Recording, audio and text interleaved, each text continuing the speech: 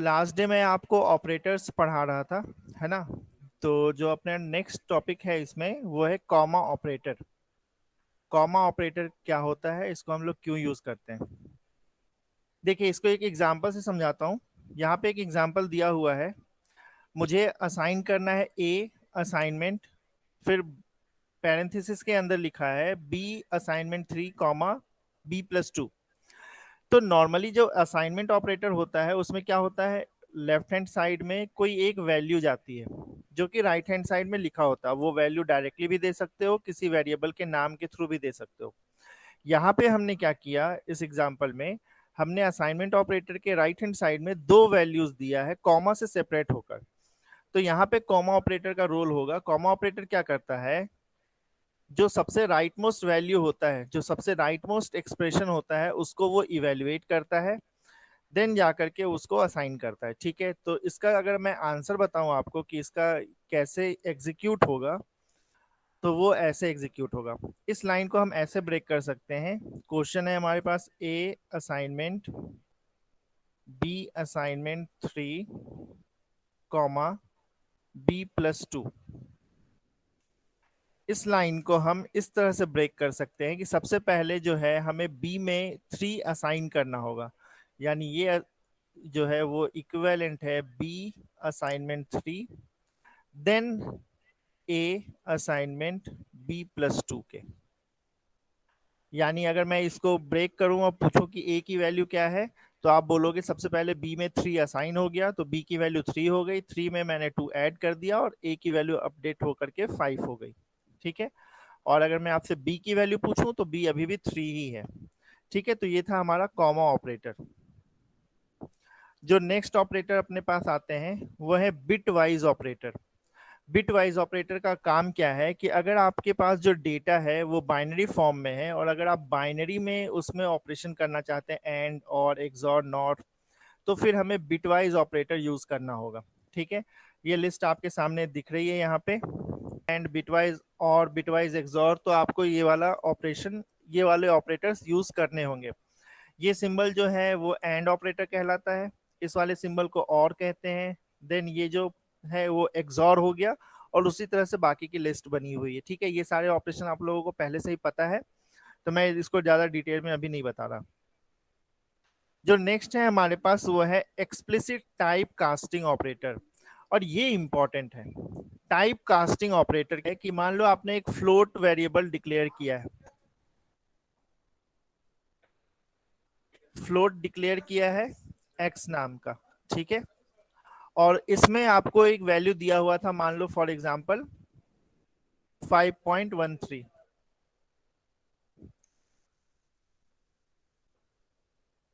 अमन, हाँ, वैल्यू क्या था 5.13। अब इसमें क्या है कि मुझे क्या चाहिए, इसकी वैल्यू चाहिए, मुझे टाइप कास्टिंग ऑपरेटर यूज करना है। क्या होगा अगर मैं आपको ये लिख कर दूं, सी आउट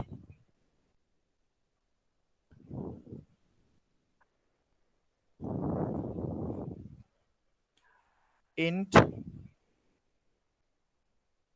ब्रैकेट में एक्स, इसका आउटपुट क्या होगा, इसका आउटपुट आएगा 5।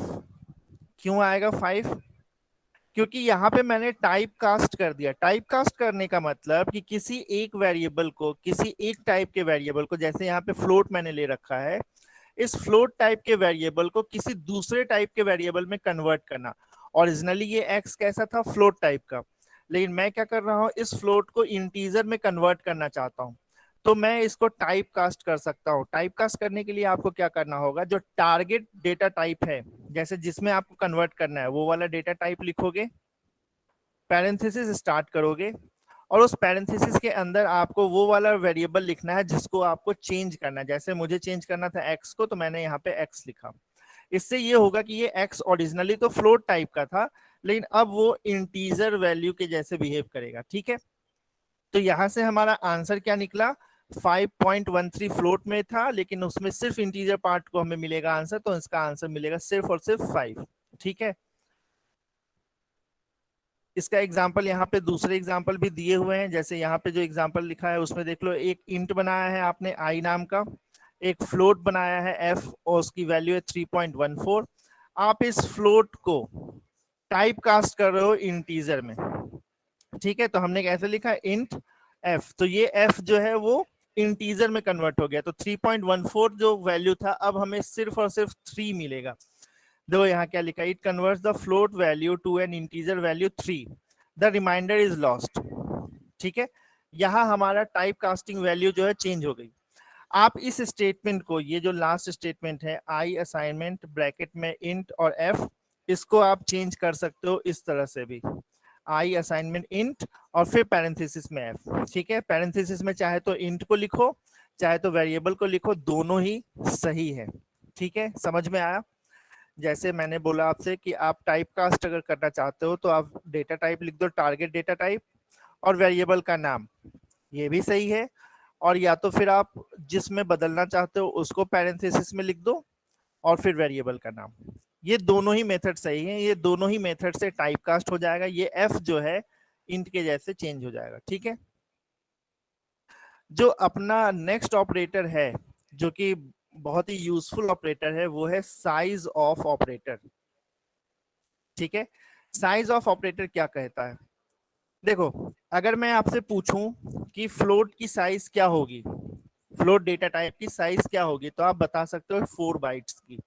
अगर मैं आपसे पूछूं कैरेक्टर डेटा टाइप की साइज क्या होगी, तो आप आसानी से बता सकते हो 1 बाइट की। लेकिन अगर आप इस वैल्यू को प्रिंट करके देखना चाहो, एक्चुअल में चेक करना चाहो, तो उसके लिए हमारे पास एक ऑपरेटर होता है जिसको कहते हैं साइज ऑफ ऑपरेटर। यहाँ पे मैं एक बात बता दूं, आगे अभी हम लोग पढ़ेंगे फंक्शन को भी, तो वहां पे मैं बताऊंगा कि फंक्शन को पहचानने का तरीका है ये वाला पैरेंथेसिस का ब्रैकेट, ये ब्रैकेट यहाँ पे भी दिख रहा है। तो बच्चे कंफ्यूज हो जाते हैं कि ये साइज ऑफ जो है वो एक ऑपरेटर है या फिर ये एक फंक्शन है।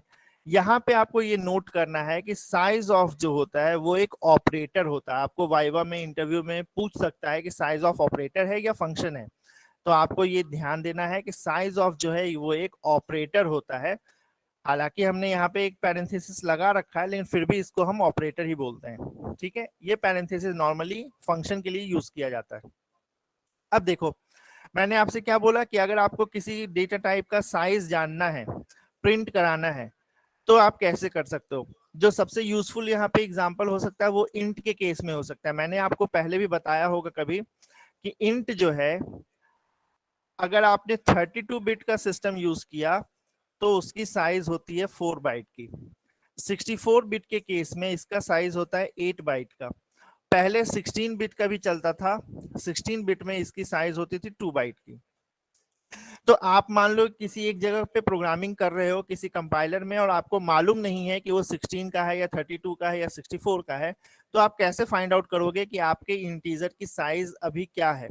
तो आपको साइज ऑफ ऑपरेटर यूज करना होगा। साइज ऑफ ऑपरेटर कैसे यूज करते हैं, हम लिखते हैं साइज ऑफ, ये एक वर्ड है, स्पेस नहीं आएगा, और जिसका भी साइज आपको पता करना है उसको इस पैरेंथेसिस के बीच में लिख दो। जैसे मुझे इंट का पता करना है तो मैंने लिख दिया इंट, तो अगर मैं इसको सी आउट में लिख दूं तो ये मुझे प्रिंट करके देगा उस समय जो भी इंट की साइज है। नॉर्मली 32 बिट का यूज होता है, तो यहां से आंसर आएगा 4, ठीक है। अगर मैंने सी आउट में लिख दिया साइज ऑफ कैर, तो ये मुझे आंसर देगा 1। क्यों? क्योंकि कैरेक्टर की साइज जो होती है वो 1। सिमिलरली फ्लोट अगर लिखूंगा तो वहां पे 4 आंसर आएगा। आप यहाँ पे देखो ध्यान से कि मैंने यहाँ पे डायरेक्टली डेटा टाइप लिख दिया है। आप चाहो तो इसको इस तरह से भी यूज कर सकते हो कि आपने एक डेटा टाइप, एक वेरिएबल डिक्लेयर कर रखा है एक्स नाम का। अब आप साइज ऑफ जब निकालोगे तो डेटा टाइप ना लिखकर उस वेरिएबल का नाम लिख दो, तो इससे भी आपको आंसर मिल जाएगा, ठीक है। यहाँ ब्रैकेट के अंदर, इस पैरेंथेसिस के अंदर आप या तो डेटा टाइप लिख दो या तो उस डेटा टाइप का जो वेरिएबल है वो वेरिएबल का नाम लिख दो। दोनों ही केस में हमें आंसर मिल जाता है। तो साइज ऑफ ऑपरेटर हमें बहुत हेल्पफुल होता है ये डिसाइड करने में, ये फाइंड आउट करने में कि हमारा जो वेरिएबल है उसकी साइज क्या है, ठीक है। जैसे इस एग्जांपल में अगर देखा जाए तो मैंने क्या किया है, साइज ऑफ निकाला है कैरेक्टर का, तो कैरेक्टर का साइज ऑफ की वैल्यू क्या निकलेगी 1, और ये जो 1 है वो फिर मैं लास्टली असाइन कर देना एक दूसरे वेरिएबल में जिसका नाम है a। ठीक है, आई बात समझ में? अब देखिए जो अगला टॉपिक है हमारे पास वो है ऑपरेटर प्रेसिडेंस, और ये बहुत इंपॉर्टेंट टॉपिक है। हमने अभी बहुत सारे मल्टीपल ऑपरेटर्स के बारे में पढ़ लिया, लेकिन कैसे पता चलेगा कि कौन सा ऑपरेटर ज्यादा इंपॉर्टेंट है, कौन सा ऑपरेटर कम इंपॉर्टेंट है, या फिर इसको दूसरे टर्म्स में मैं बोलूं, अगर आपको एक एक्सप्रेशन दिया हुआ है जिसमें एक से ज्यादा ऑपरेटर्स यूज हुए हैं, तो आप उसको किस ऑर्डर में इवेल्युएट करोगे। जैसे यहाँ पे एक एग्जांपल लिखा है ए असाइनमेंट 5 + 7 मॉडुलस 2। ठीक है, इस एक्सप्रेशन में ये असाइनमेंट ऑपरेटर है। असाइनमेंट ऑपरेटर का वर्क कैसे होता है, पहले राइट हैंड साइड इवेल्युएट होगा, उसकी जो वैल्यू आएगी वो जाएगी लेफ्ट हैंड साइड में। तो राइट हैंड साइड में एक एक्सप्रेशन है, एक्सप्रेशन क्या है 5 + 7 मॉडुलस 2। अब इसमें हम कैसे इवेल्युएट करें, क्या मैं 5 में पहले 7 को ऐड कर दूं 12 आंसर आएगा फिर मॉडुलस निकालूं, या फिर 7 को 2 से मॉडुलस निकाल दूं उसका जो रिजल्ट आएगा उसको ऐड करूं 5 में। तो यहाँ पे काम आता है प्रेसिडेंस ऑफ ऑपरेटर। हमें ये देखना होगा कि यहाँ दो ऑपरेटर हैं, एक तो प्लस और दूसरा मॉडुलस। ठीक है, मॉडुलस का काम क्या है, रिमाइंडर फाइंड आउट करके बताता है। तो इन दोनों में सबसे ज्यादा प्रेसिडेंस किसकी, अभी एक लिस्ट में दिखाऊंगा, उस लिस्ट में सारे ऑपरेटर्स का प्रेसिडेंस लिखा हुआ है। ठीक है, तो मुझे पहले से ही पता है कि मॉडुलस ऑपरेटर जो यहाँ पे है इसकी प्रायोरिटी या इसकी प्रेसिडेंस प्लस ऑपरेटर से ज्यादा होती है, यानी कि जब मैं इसको इवेल्युएट करूंगा तो पहले ये वाला टर्म इवेल्युएट होगा देन प्लस का इवेल्युएट होगा। तो इसका आंसर अगर मैं निकालूं तो कैसे निकलेगा 5 +, अब 7 को 2 से मॉडुलस करना है, तो 7 को 2 से मॉड करने का मतलब रिमाइंडर फाइंड आउट करना है, तो रिमाइंडर क्या होगा, रिमाइंडर होगा 1। तो इस ऑपरेशन से मिलेगा मुझे आंसर 1, तो यहाँ पे मिला 1 और लास्टली ये आंसर सम अप होके 6 देगा। ठीक है, आई बात समझ में? अगर आपने ऑपरेटर प्रेसिडेंस ध्यान नहीं दिया होता तो क्या इसका आंसर आता, चलो वो भी सॉल्व करके देख लेते हैं। अगर मैं मान लो आपने पहले प्लस कर दिया होता तो आंसर होता 7 + 5 12, 12 मॉडुलस 2, 12 मॉडुलस 2 अगर आप निकालोगे तो इसका आंसर जो होता है वो होगा फिर 0, रिमाइंडर बचेगा 0, तो फिर उसके इसमें आंसर आता है 0, जबकि एक्चुअल आंसर क्या है 6। तो आप देख सकते हो ऑपरेटर प्रेसिडेंस को अगर आपने इंपॉर्टेंस नहीं दिया, अगर ध्यान नहीं दिया, तो आपका आंसर कुछ और आ सकता है जो कि गलत होगा। ठीक है, तो हमें प्रेसिडेंस पे ध्यान देना होगा। चलिए प्रेसिडेंस के बारे में थोड़ा और देख लेते हैं। देखो जो मैंने अभी इवेल्युएट किया उसी का आंसर यहाँ पे लिखा है। पहले के केस में जब मैंने मॉडुलस ऑपरेटर को पहले सॉल्व किया तो उसका आंसर 6 है, और अगर मैंने प्लस ऑपरेटर को पहले यूज किया तो उसका आंसर 0 आएगा, जबकि हमें मालूम है कि इसका सही आंसर। अब देखिए हमारे पास अभी हमने देखा कि हमने बहुत सारे ऑपरेटर्स को ऑलरेडी पढ़ रखा है पिछले 2 क्लास से, तो हमें सारे ऑपरेटर्स का एक ऑर्डर पता होना चाहिए कि कौन सा ऑपरेटर इंपॉर्टेंट है। क्यों ये जरूरी है, क्योंकि किसी एक एक्सप्रेशन में अगर मल्टीपल ऑपरेटर्स आ गए तो आपको कैसे डिसाइड करोगे ये कि कौन से ऑपरेशन को पहले परफॉर्म करना है। ठीक है, तो देखो सबसे पहले जो सबसे हाईएस्ट प्रायोरिटी का होता है वो होता है scope resolution operator. Scope resolution operator का मतलब कि 2 बार कोलन आपको लगातार यूज करना होता है। ये स्कोप रेजोल्यूशन ऑपरेटर अभी आप लोगों ने नहीं देखा है, जब हम लोग क्लासेस और ऑब्जेक्ट्स के बारे में पढ़ना शुरू करेंगे तो वहां पे ये आपको मिलेगा स्कोप रेजोल्यूशन ऑपरेटर, इसको हम कैसे यूज करते हैं और इसका क्या पर्पस है। फिलहाल के लिए बस आप ये जान लो कि एक स्कोप रेजोल्यूशन ऑपरेटर होता है जिसकी प्रेसिडेंस, जिसकी प्रायोरिटी सबसे ज्यादा है। ठीक है, देन हमारे पास ब्रैकेट्स आते हैं। अगर आपके एग्जाम्पल में कहीं पे ब्रैकेट्स है तो आप ब्रैकेट्स यूज कर सकते हो, या फिर हम उसको दूसरे टर्म में, आप डेटा स्ट्रक्चर अगर पढ़ रहे होगे तो डेटा स्ट्रक्चर में आपको मिलेगा स्टैक वाले यूनिट में पोस्टफिक्स और प्रीफिक्स। ठीक है, ये ऑपरेटर होते हैं, ये पोस्टफिक्स और प्रीफिक्स ऑपरेटर होते हैं। उसमें हम ये पढ़ते हैं एक्चुअली में कि एक कंप्यूटर किसी अरिथमेटिक एक्सप्रेशन को कैसे इवेल्युएट करता है। ठीक है, तो अगर आपके पास प्लस प्लस साइन है या फिर माइनस माइनस साइन है तो ये कहलाता है पोस्ट फिक्स या प्रीफिक्स, डिपेंडिंग ऑन कि ऑपरेटर कहाँ है। जैसे अगर मैंने प्लस प्लस और उसके पहले पी लिखा है तो ये कहलाएगा पोस्ट फिक्स। लेकिन अगर मैंने प्लस प्लस और उसके बाद पी लिखा है तो ये कहलाएगा प्रीफिक्स। ठीक है, ये दोनों क्या होते हैं वो डेटा स्ट्रक्चर जब पढ़ोगे या उस टॉपिक पे जब हम आएंगे तो उसको वहां पे क्लियर कर दूंगा मैं। जो अगला है ऑपरेटर वो है टाइप कास्टिंग। टाइप कास्टिंग के बाद जो आता है वो होता है मल्टीप्लिकेटिव या आपको रिमाइंडर जिसको बोलते हैं हम लोग, रिमाइंडर निकालो या मल्टीप्लिकेशन करो या डिवाइड करो। ये तीनों का एक कॉमन डिस्क्रिप्टिव नाम है जिसको हम बोलते हैं मल्टीप्लिकेटिव। यहाँ पे सबसे ज्यादा इंपॉर्टेंट कौन सा है? मल्टीप्लाई, डिवाइड और मॉडुलस। ये इंपॉर्टेंट होते हैं किससे?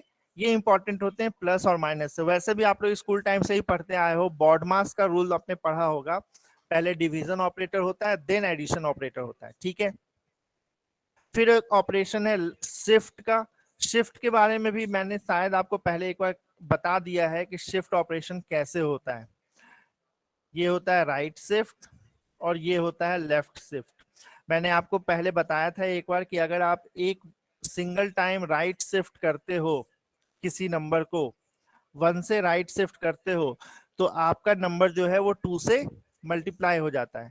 और अगर आप लेफ्ट की ओर शिफ्ट करते हो तो आपका नंबर जो है वो 2 से डिवाइड हो जाता है। ये स्टार्टिंग की क्लासेस में आपको एग्जांपल से मैंने बताया था।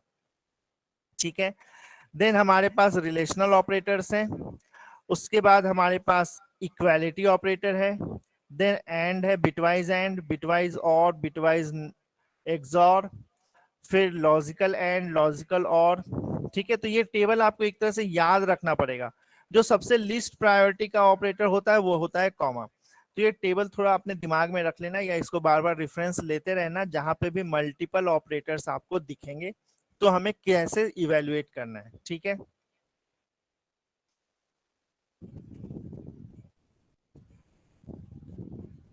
देखो आपको जो अगला टॉपिक है वो है सी आउट और सी इन के बारे में। तो ये आपको ऑलरेडी बहुत बार यूज कर चुके हैं तो ये मैं अभी स्किप कर रहा हूँ क्योंकि ये आपको ऑलरेडी पता है। सी आउट का यूज हम लोग क्यों करते हैं?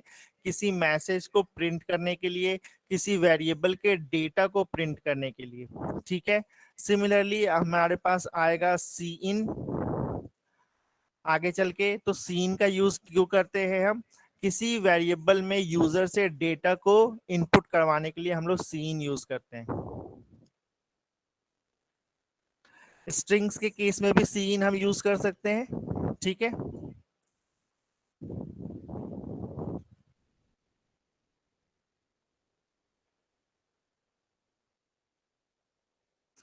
अब आ जाओ यहाँ पे, ये अपना इंपॉर्टेंट टॉपिक स्टार्ट होता है।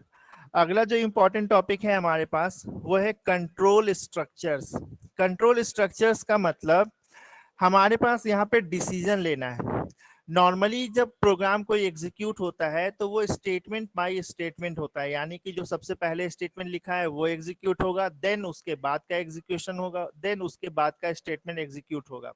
लेकिन कई बार हम इस फ्लो को, इस सीक्वेंशियल फ्लो को ब्रेक कर सकते हैं और किसी दूसरे स्टेटमेंट को रन करा सकते हैं।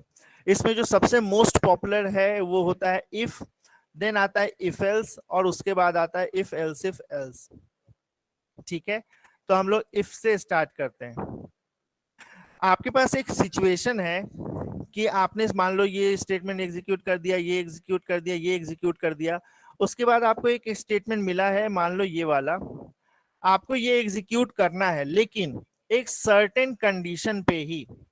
तो उस केस में आप इस स्टेटमेंट को इफ स्टेटमेंट के अंदर लिख सकते हो और वहां पे आप एक कंडीशन बता सकते हो कि जिस कंडीशन के वैलिड होने पर ये स्टेटमेंट रन हो।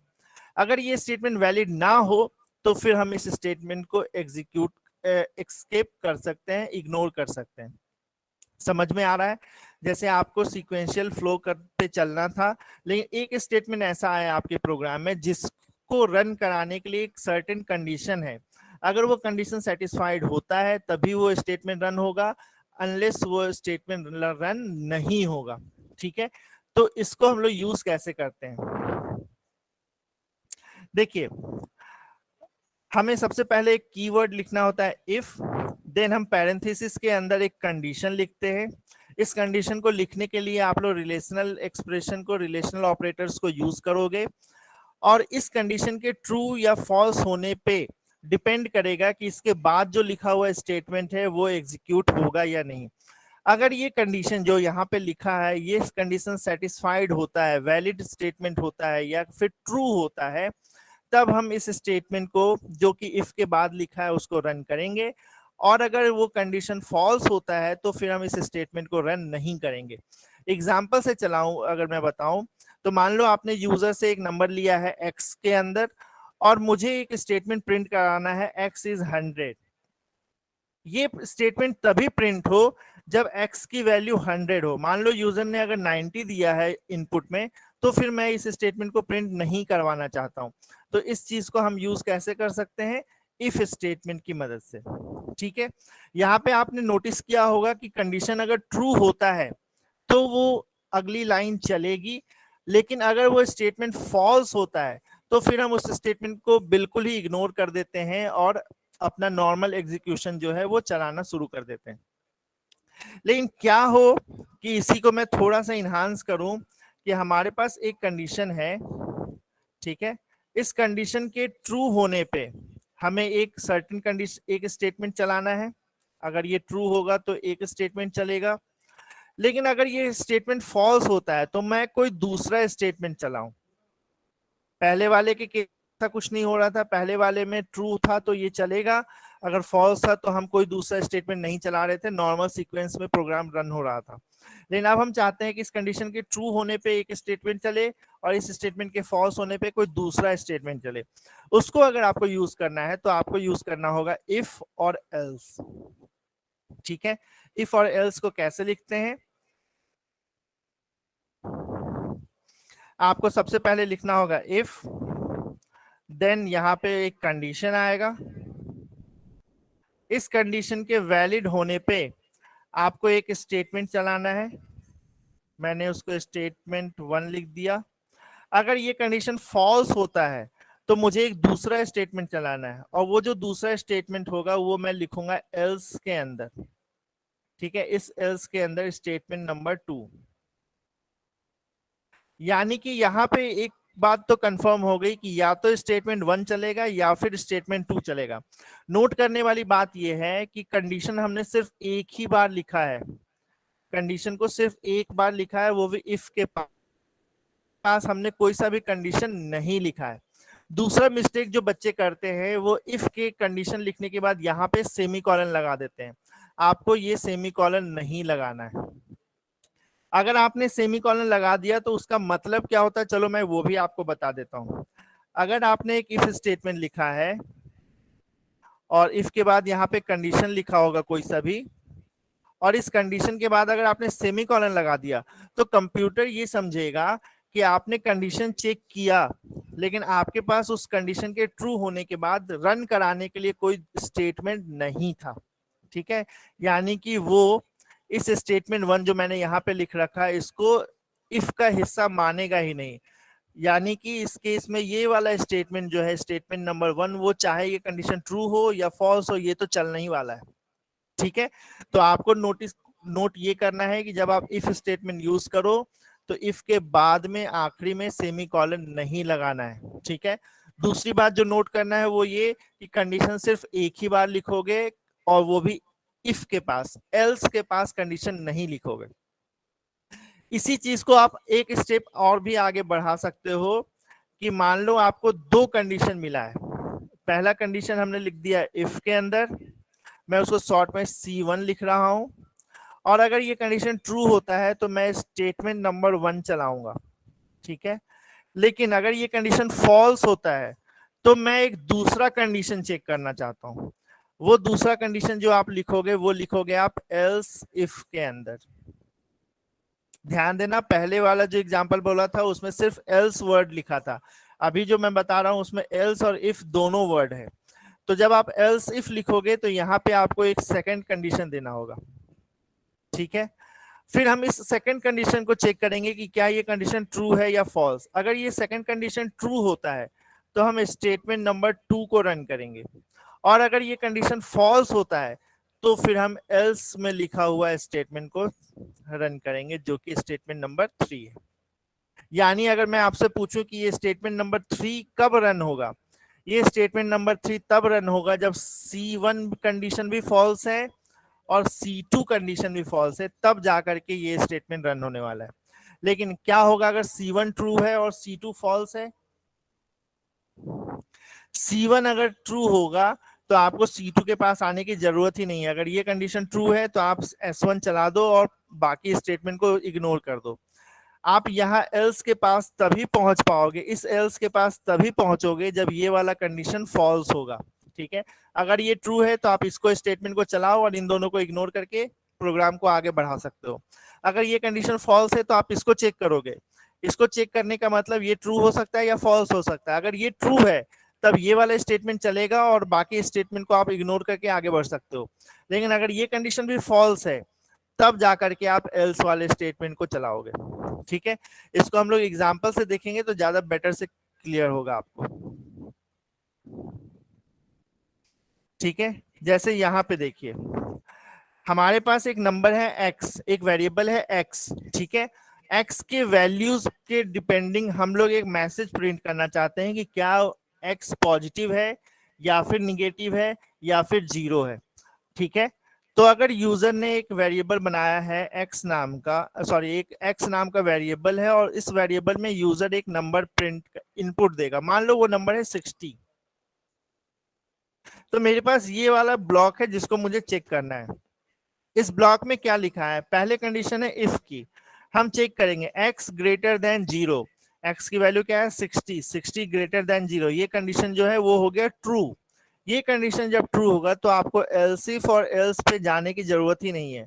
आप ये पहला सी आउट चलाओ, x इज पॉजिटिव और आगे बढ़ जाओ। ठीक है, मान लो यूजर ने जो नंबर दिया है वो दिया है -60।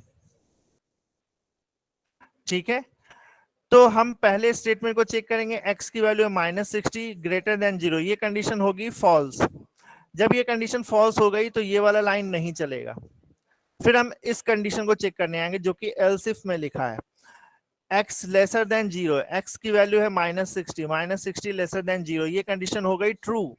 जब ये कंडीशन हो जाएगी ट्रू तो हम इस एल्स वाले स्टेटमेंट पे आएंगे ही नहीं और ये स्टेटमेंट जो लिखा है x इज नेगेटिव, इसको प्रिंट करा देंगे और आगे बढ़ जाएंगे। ठीक है, एक तीसरा एग्जांपल ले लो, मान लो यूजर ने जो नंबर दिया है वो दिया है 0, x की वैल्यू इस बार यूजर ने दिया है 0। तो हम पहले कंडीशन को चेक करेंगे, देखो यहाँ इक्वालिटी नहीं लिखा है तो ये कंडीशन भी फॉल्स है। फिर सेकंड कंडीशन को चेक करो, ये कंडीशन भी फॉल्स है, तो ना तो ये लाइन प्रिंट होगा ना ही ये लाइन प्रिंट होगा। तो क्या प्रिंट होगा, इस एल्स में जाओ, एल्स में कोई कंडीशन लिखी नहीं रहती तो हम लोग ये वाली लाइन को प्रिंट करा देंगे। ठीक है, ये होता है control statement structure. Control structure का मतलब है कि हमें अपने प्रोग्राम के एग्जीक्यूशन को, जो सीक्वेंशियल एग्जीक्यूशन था उसको कंट्रोल करना है, थोड़ा सा ब्रेक करना है, थोड़ा सा डिस्टॉर्ट करना है। एक सर्टेन कंडीशन के सेटिस्फाइड होने पे हम कुछ पर्टिकुलर स्टेटमेंट्स को रन करेंगे। अगर वो कंडीशन सेटिस्फाइड नहीं होता है, फॉल्स होता है, तो हम कोई दूसरा कंडीशन चेक कर सकते हैं और या फिर हम आगे की ओर बढ़ सकते हैं अपने नॉर्मल एग्जीक्यूशन के लिए। ठीक है, यहाँ एक बात और बता दूं, ये जो एग्जाम्पल लिखा है यहाँ पे इफ के अंदर सिर्फ एक ही स्टेटमेंट लिखा है, एक ही लाइन लिखी हुई है। सिमिलरली एल्स इफ में भी एक ही लाइन लिखी है, ऐसा कंपलसर नहीं है, आप एक से ज्यादा लाइनें भी लिख सकते हो बशर्ते कि आपको कर्ली ब्रेसेस यूज करना होगा। इस कर्ली ब्रेसेस के अंदर आप एक से ज्यादा स्टेटमेंट भी लिख सकते हो। अगर आपने सिर्फ एक स्टेटमेंट लिखा है तो वो इफ का माना जाएगा। जैसे अगर आपने कर्ली ब्रेसेस नहीं लिखा और दो स्टेटमेंट लिखना चाहते हो इफ के अंदर, तो वो सिर्फ पहला स्टेटमेंट को रन किया जाएगा इफ का, दूसरा स्टेटमेंट जो कर्ली ब्रेसेस नहीं होने के कारण उसको ये माना जाएगा कि वो इफ के अंदर है ही नहीं, उसका एग्जीक्यूशन हमेशा होगा। आई बात समझ में? एग्जाम्पल देखो, अभी हमने ये देखा है कि कोई भी कंडीशन जो है हम सिर्फ एक बार चेक कर रहे हैं, या फिर कोई सा भी स्टेटमेंट को जो हम एग्जीक्यूट कर रहे हैं सिर्फ वन टाइम कर रहे हैं, सिंगल टाइम कर रहे हैं। ठीक है, लेकिन कई बार हमें कुछ ऐसे काम भी करने होते हैं जिसको मल्टीपल टाइम्स करना होता है, रिपीटेड करना होता है, ठीक है। यानी कि अगर आप कोई एक स्टेटमेंट है जिसको बार बार यूज करना चाहते हो, बार बार रन कराना चाहते हो, बार बार प्रिंट कराना चाहते हो, तो आपको उसको नॉर्मली नहीं लिख पाओगे, आपको उसके लिए लूप्स का इस्तेमाल करना होगा, ठीक है। लूप्स क्या होते हैं? लूप्स का पर्पस ये है कि आपको कुछ सर्टेन स्टेटमेंट्स को, जो कि उस लूप के अंदर लिखा होगा, किसी सर्टेन नंबर ऑफ टाइम्स तक बार बार चलाना होता है, ठीक है। जैसे मान लो मैंने प्रिंट करना चाहा 1, एक नंबर है 1, मैं इस नंबर 1 को टोटल 10 टाइम्स प्रिंट करना चाहता हूं, मतलब 1 लिख दो, 1 लिख दो, 1 लिख दो, 1 लिख दो, ऐसे 10 बार। तो एक तरीका तो ये है कि आप 10 बार सी आउट लिख के करोगे, या फिर मैं एक बार सी आउट लिखूं और उस सी आउट को किसी लूप के अंदर डाल दूं, और वो लूप को मैं बोल दूं कि बेटा तुम इसको 10 बार ही चलाना, तो वो लूप इसको 10 बार जो है प्रिंट कर देगा, यानी आपको टोटल 10 टाइम्स 1 आ जाएगा। या इसको दूसरे तरीके से समझते हैं, मान लो आपको 1 से लेकर 10 तक के नेचुरल नंबर्स जो होते हैं उनको प्रिंट करना है, यानी 1 2 3 4 5 6 अप टू 10 तक प्रिंट करना है। तो इस काम को आप दो तरीके से कर सकते हो। एक जो लेंदी मेथड है वो ये कि हर बार एक अलग लाइन लिखो, सी आउट प्रिंट 1, सी आउट प्रिंट 2, सी आउट प्रिंट 3, इस तरह से 10 बार। या फिर आप एक बार सी आउट का स्टेटमेंट लिखो और उस स्टेटमेंट को किसी लूप के अंदर डाल दो, और उस लूप को किसी तरह ये बता दो कि इस स्टेटमेंट को कितनी बार चलाना है या कहां तक चलाना है, ठीक है। तो ये लूप का बेनिफिट होता है कि हम किसी पर्टिकुलर स्टेटमेंट को रिपीटेडली कुछ सर्टेन नंबर ऑफ टाइम्स के लिए चलाते हैं। अब लूप जो है वो कितने तरह के होते हैं उस पे आ जाओ। हमें जो लूप पढ़ना है या जो लूप होते हैं सी प्लस प्लस में, वो होते हैं वाइल लूप, दूसरा होता है फॉर लूप, तीसरा होता है डू वाइल लूप, ठीक है। तीनों लूप का काम है कि एक सर्टेन कंडीशन के सेटिस्फाइड होने पर, ध्यान से सुना, एक सर्टेन कंडीशन के सेटिस्फाइड होने पर, एक सर्टेन कंडीशन के ट्रू होने पर सम नंबर ऑफ स्टेटमेंट्स को रन करना है, ठीक है, रिपीटेडली। यानी कि मैं ये कहना चाह रहा हूं, जैसे उसका सिंटैक्स अगर देखो तो ये रहा सिंटैक्स वाइल लूप का। हम लिखेंगे कीवर्ड वाइल, उसके अलावा यहाँ पे एक कंडीशन लिखेंगे और फिर उसके स्टेटमेंट्स को लिखेंगे, ठीक है। ये स्टेटमेंट वो स्टेटमेंट है जिसको हमें मल्टीपल टाइम्स को रन करना है। ये रन तभी होगा जब ये वाला एक्सप्रेशन जो यहाँ पे जो कंडीशन लिखा है ये सेटिस्फाइड हो जाएगा, ये कंडीशन ट्रू होगा, ठीक है। एग्जाम्पल से देखो तो ज्यादा अच्छे से समझ में आएगा। मेरे पास एक एग्जाम्पल है यहाँ पे। मैं यहाँ पे क्या करने वाला हूं, मैं एक नंबर लूंगा यूजर से, और मैं उस यूजर से बोलूंगा कि इस नंबर से स्टार्ट होते हुए डिक्रीजिंग ऑर्डर में सारे इंटीजर्स को प्रिंट कर दो, ठीक है। यानी एग्जांपल अगर देखो आउटपुट से अगर मैं समझाऊं, तो यूजर ने नंबर दिया 8, फिर मैंने 8 7 6 5 4 3 2 1, 8 से डिक्रीजिंग ऑर्डर में सारे नंबर्स को प्रिंट कर दिया। सिमिलरली अगर यूजर ने नंबर दिया होता 10, तो मैं 10 से लेकर 1 तक के सारे इंटीजर्स को प्रिंट कर देता, ठीक है।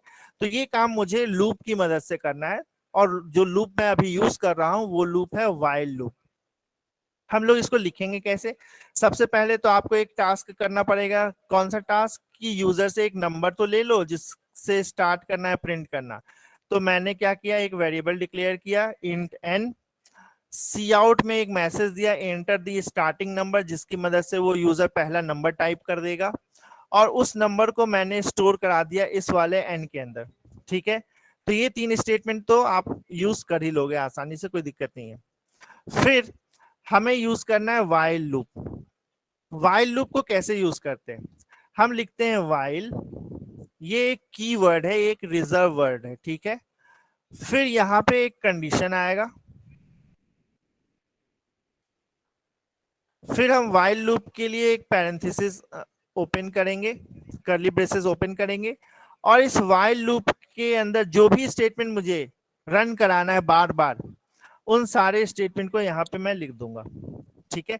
वो स्टेटमेंट 1 भी हो सकता है, एक से ज्यादा स्टेटमेंट भी हो सकते हैं, ठीक है। चलो प्रोग्राम लिखा है तो मैं उसको वहीं से समझा देता हूँ।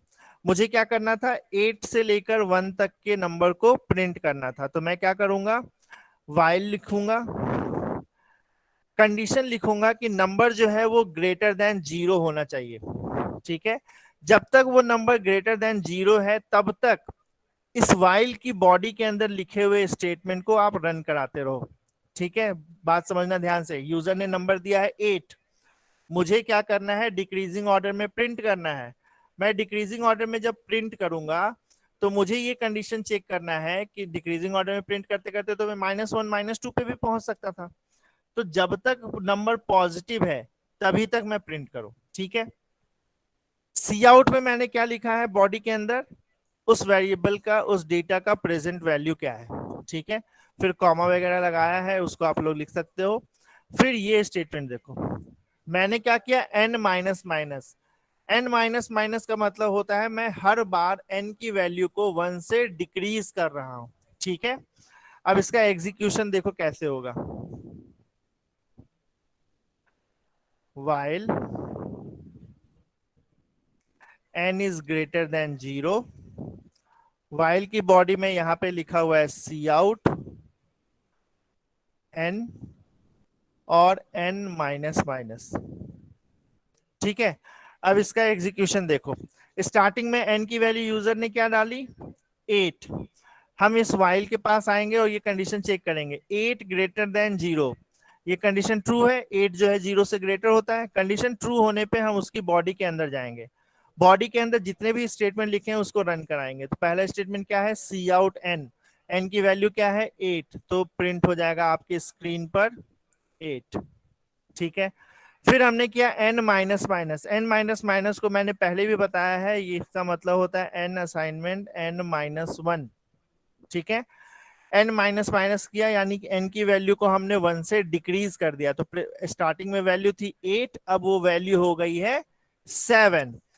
जब वो वैल्यू डिक्रीज हो जाएगी तो हम यहां से फिर जाएंगे इस कंडीशन को चेक करने के लिए। अब आप चेक करो तो n की प्रेजेंट वैल्यू क्या हो गई, 7। 7 भी 0 से ग्रेटर होता है, ये कंडीशन फिर से ट्रू हो जाएगी। हम उसकी बॉडी के अंदर जाएंगे और ये सी आउट स्टेटमेंट रन होगा। सी आउट स्टेटमेंट रन होगा यानी n प्रिंट हो जाएगा। n की वैल्यू क्या है अभी 7, तो आपको 7 जो है वो मिल जाएगा स्क्रीन पर। फिर ये स्टेटमेंट रन होगा, n माइनस माइनस, n की वैल्यू फिर से डिक्रीज हो जाएगी। अभी 7 थी, 1 से डिक्रीज करोगे तो वो वैल्यू हो जाएगी 6। और फिर हम इस कंडीशन को चेक करने के लिए आएंगे। ये कंडीशन बार बार चेक कर रहा है, कब तक, जब तक ये फॉल्स ना हो जाए। आप 6 ग्रेटर देन 0 कंडीशन ट्रू है, अंदर जाओगे सी आउट चलेगा, एन की वैल्यू है 6 तो 6 आ जाएगा। फिर एन की वैल्यू, अगला स्टेटमेंट चलेगा, एन की वैल्यू डिक्रीज कर दोगे 1 से तो वो हो जाएगा 5। फिर ये कंडीशन चेक करने जाओगे, ये कंडीशन अभी भी ट्रू है तो 5 प्रिंट हो जाएगा। मैं थोड़ा सा फास्ट फॉरवर्ड हो जाता हूँ, 5 के बाद 4 भी आ जाएगा, 3 भी आ जाएगा, 2 भी आ जाएगा, 1 भी आ जाएगा। ठीक है, अब यहां से हमने इस एन सी आउट चलाया है और 1 आ गया, एन की वैल्यू डिक्रीज किया, एन की वैल्यू हो जाएगी 0।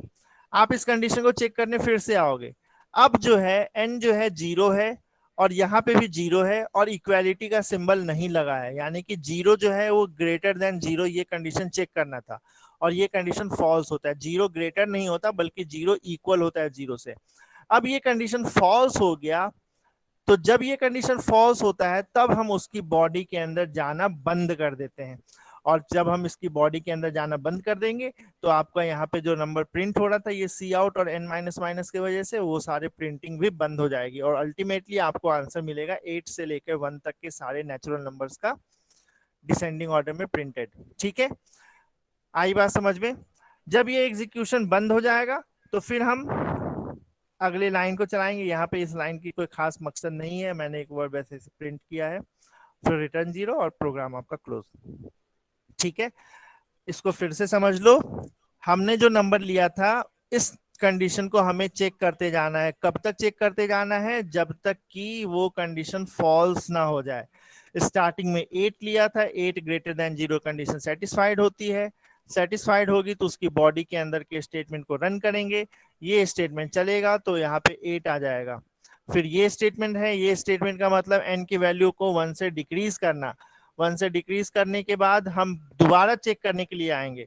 लूप में हम हर बार कंडीशन को चेक करने आते हैं, तो अगली बार जब चेक करने आओगे तो 7 ग्रेटर देन 0, ये कंडीशन फिर से ट्रू है तो 7 प्रिंट हो जाएगा, फिर अगली बार 6 प्रिंट हो जाएगा, और इस तरह से अल्टीमेटली हमें 1 तक के सारे